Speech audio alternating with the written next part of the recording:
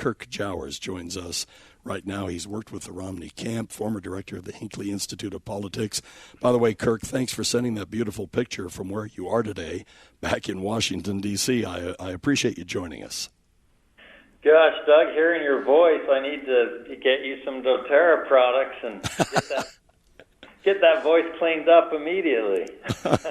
Kirk, I really appreciate you on the line with us right now. And I don't know if you're on a speakerphone, but if you could join us kind of on the hardline side of that, that'd be great. We're a little echoey, and then with my voice, it really sounds weird. Kirk, is Mitt Romney going to endorse former governors Gary Johnson and Bill Weld?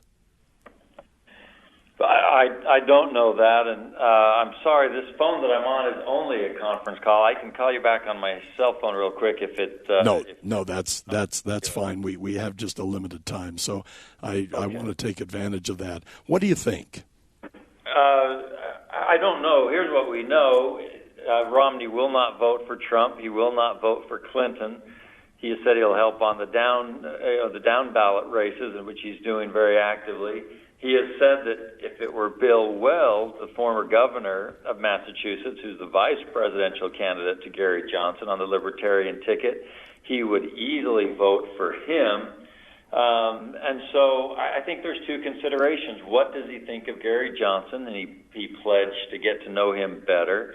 And two, can it make a difference one way or the other? I think... it's interesting. I've had a number of prominent donors who have come to me and asked for introductions to Governor Johnson. I did some work for him years back.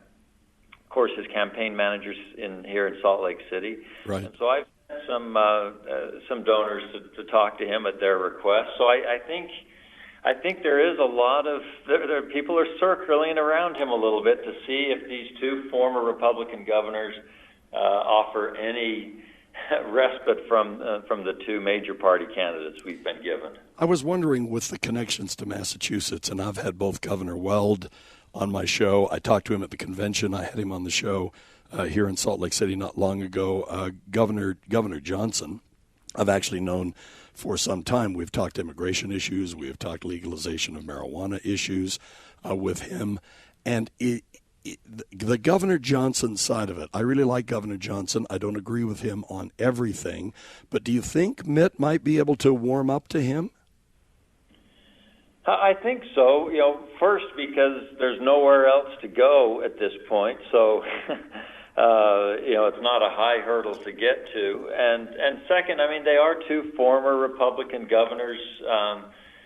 They probably have more experience, certainly than Trump. That's an easy hurdle, and they don't have the baggage and issues that Secretary Clinton has.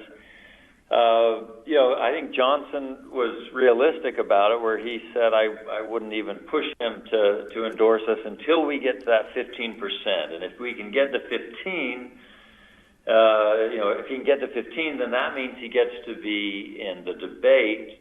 And if he's in the debate, then it becomes a little more interesting. He could certainly be a big disruptor. They cite CNN and others cite Utah and Idaho as states that could actually go for Johnson. And so then, stranger things have happened, as we've seen. We have Trump as our nominee. So I think it's healthy that he's talking to them, but they're going to have to do some work before it's probably worthy of his endorsement.